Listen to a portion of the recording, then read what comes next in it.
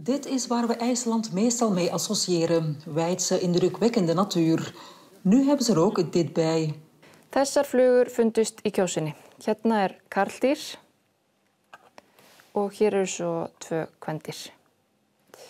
Okkur sagt af sérfræðingum Náttúrufræðistofnunar að þessi tegund sé algeng í Evrópu. IJsland kende sinds 2015 al wel de knut, een soort stekende mug, maar had nog geen last van de gewone mug. Tot nu. 3 zijn er gevonden, op 3 dagen tijd.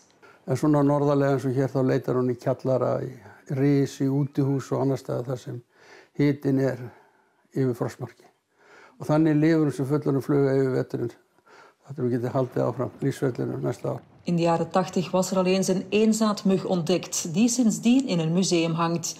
Dat deze muggen nu wel zouden overleven, komt mogelijk door de klimaatopwarming, waardoor in IJsland ook al meer ijs smelt en de vulkanen er actiever worden. En það gæti líka verið að það hefur hlýnað. Það sennilega ein af ástofanum að fjölgunin af skordýrategundum miklu hraðari núna en verið áður.